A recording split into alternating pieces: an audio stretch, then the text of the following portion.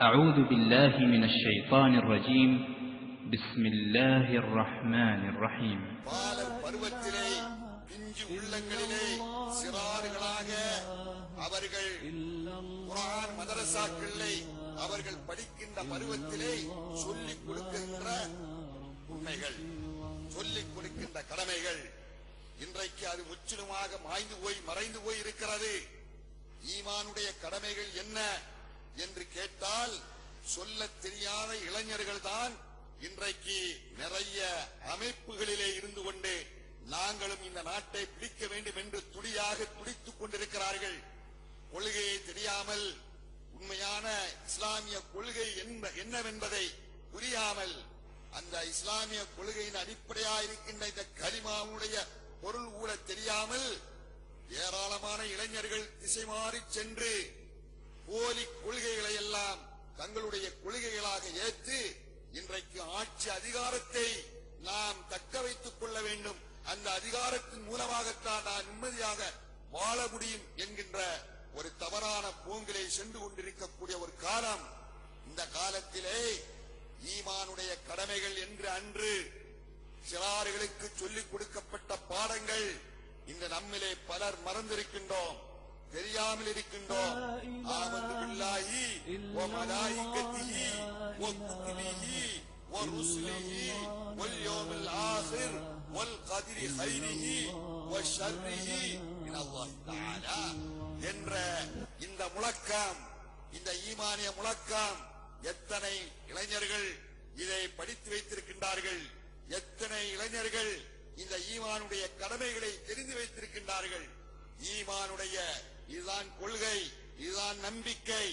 இந்த நம்பிக்கையிலே முக்கிய இடமாக பெறுவது, முதலாக நம்ப வேண்டியது ஆமந்து பில்லாஹ்,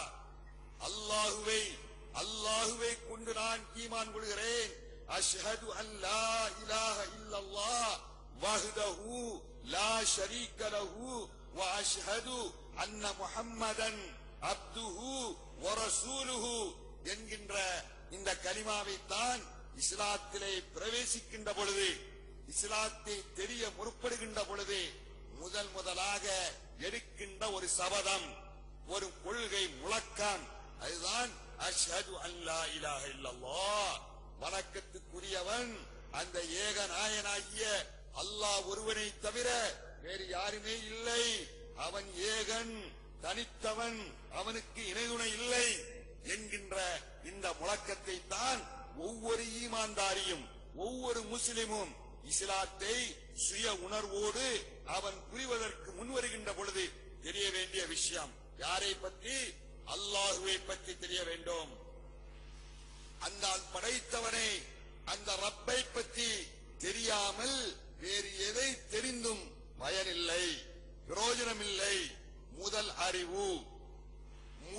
அறிவு ஒரு மனிதன், இது முஸ்லிம்கள் மட்டுமல்ல, ஒரு இஸ்லாமியன் மட்டுமல்ல, மனிதனாக பிறந்தவன் தான் முதலிலே தெரிய வேண்டிய முதல் அறிவு அது தன்னை படைத்த இறைவனை பற்றி அறிவாக இருக்க வேண்டும், தன்னை படைத்த ஞாயினை பற்றி, படைத்தவனை பற்றி அறிவாக இருக்க வேண்டும்.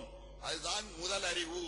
இந்த முதல் அறிவை இஸ்லாமியர்களாகிய நாம், அல்லாஹ்வை நம்பியிருக்கக்கூடிய இந்த சமுதாயமே முதலிலே தெரிய வேண்டிய அந்த முதல் அறிவை, தன்னை படைத்த ரப்பை பற்றி, அந்த நாயனை பற்றி தெரிய தவறிவிட்ட காரணத்தினால், அந்த ரப்பை பற்றி இவர்களுக்கு சரியான முறையிலே பாடம் புகுத்தாத காரணத்தினால் இன்றைக்கு எல்லா குளறுபடிகளும் தலை தூக்கிவிட்டது.